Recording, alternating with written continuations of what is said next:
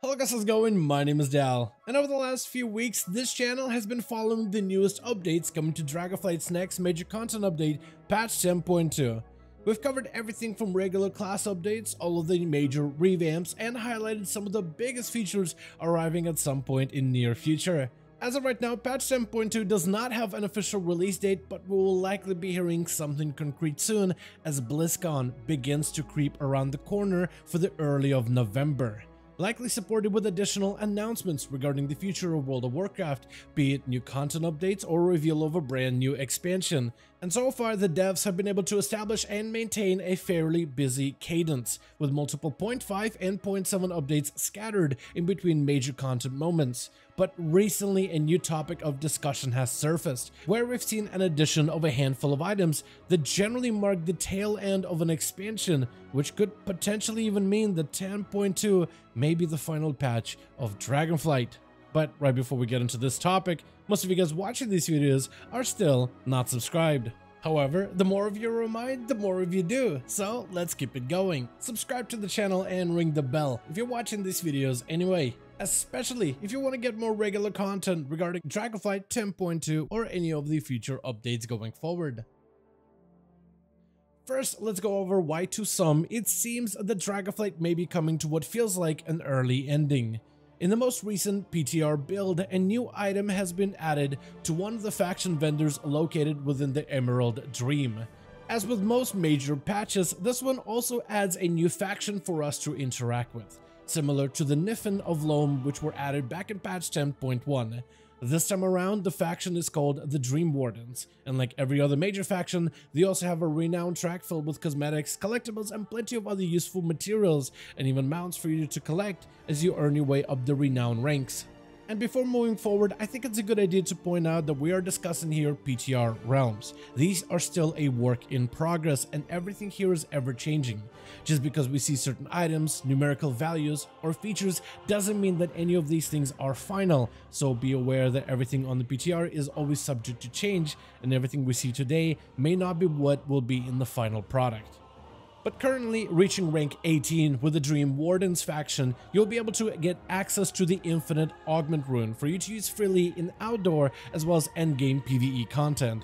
And while the current price tag is a bit expensive, much more expensive than what we've been able to see from previous expansions, it should end up paying itself in the long term if you're someone who burns through Augment Runes on a regular basis. What's interesting isn't the Augment Rune specifically, but the fact that the item now exists in the patch 10.2 over on the PTR. Because for the last few expansions we've seen Augment Runes before, they aren't really all that special as a consumable. What's special is the Augment Runes, the Infinite version, are typically added during the very last major update of an expansion. Starting back in Legion, during the final raid tier of Antorus, we got an Augment Rune through the new Lightfort faction. In Battle for Azeroth during the Zoth raid tier, we got one from the Rajani faction, and in Shadowlands during the final Sepulchre raid tier, we got one from the Enlightened faction. So in a clear pattern, it seems that Dragonflight 10.2 may be setting up a similar type of situation, but we still are talking about PTR for the 10.2, and until 10.2 is officially released, we can't say for sure if this will make it to the final product. Another pattern worth looking into outside of the Augment Rune is AOTC mounts. Usually in the past, players have had the ability to earn a unique limited time mount through the AOTC achievement. AOTC being ahead of the curve, which is earned by defeating the final boss of a raid tier on heroic difficulty. And over the last few years, a variety of mounts have been made available to earn during the very tail end of an expansion. In the past, we had the Violet Spellwing from the expansion of Legion, the Uncorrupted Voidwing from the Nyalotha Heroic, and the carcinicized Zarasteed from Sepulchre Heroic of Shadowlands. And it seems that a potential AOTC mount equivalent has been added for the patch 10.2. Defeating the final boss of the Emerald Dream, Farak, can award you with a variety of dragon riding mount variations. We have a mount variation that can randomly drop from Farak, likely obtainable from any difficulty, as well as a mythic owl mount with the ability to dynamically fly like every other dragon. Then there's a mount that's earned from an achievement, likely an AOTC achievement, after defeating Farak on heroic difficulty. The heroic mount from Farak isn't really a mount of its own per se, rather more of a customization skin available for the Proto-Dragon mount variant. But currently dragon riding mounts can be used outside of the Dragon Isles, but that's only a matter of time. The entire dragon riding system, or the dynamic flying aspect specifically, has been fairly well received by the community. It is faster than normal flying and more engaging, which makes it a very fun system to interact with. And they've even been able to bring in the dragon riding races into the old world zones, which shows everyone just how fast we could be getting around old world Azeroth if this was eventually implemented. And I imagine that the system will eventually become a staple, evergreen feature for us to use within the old world zones at some point going forward. But all of this was to say that the AOTC Farak mount could be just like every other AOTC mount before it. Something that you get to earn for the final raid tier of an expansion, and then get to take it with you into the next chapter of World of Warcraft. But like I said before, this is PTR we are talking about, so everything, including the mount and its acquisition method, are all still subject to future changes.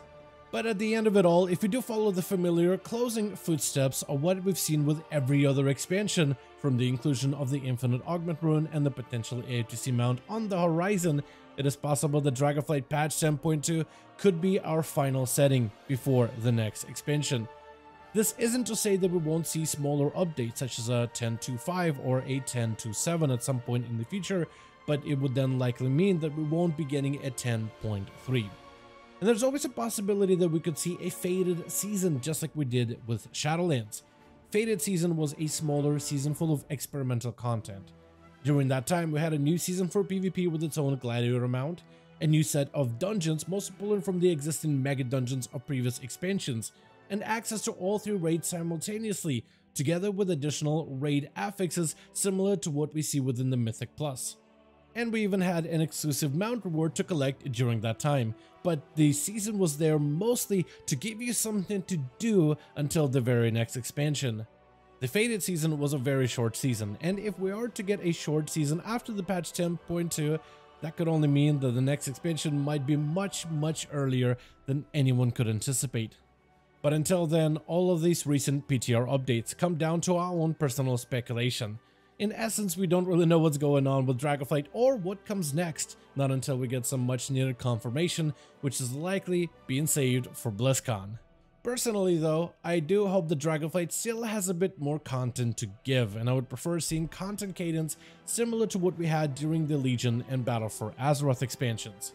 A proper content cycle with 3 major updates, 4 raids minimum, together with smaller stuff sprinkled in between like we've seen so far within Dragonflight. And I would prefer overall an expansion filled with content rather than having to cut down an experience short. Overall, I would prefer expansions like Legion, which felt like a full, complete experience, over something as recent as Shadowlands, which fell somewhat short within expectations for many within the community. But for now, this is everything we have regarding potential of patch 10.2 being the final patch of Dragonflight. And from here on, I want to pass it off to you guys in the comments down below.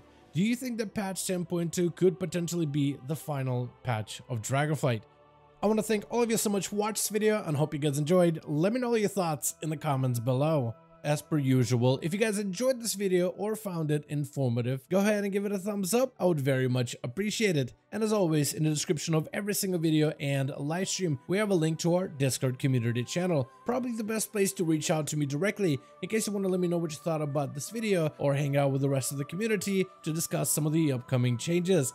Join our Discord to become part of the community. But otherwise, thank you all so much for watching this video. I do hope you guys enjoyed. Let me know all of your thoughts down below. And as always, I'll see all of you guys in another video.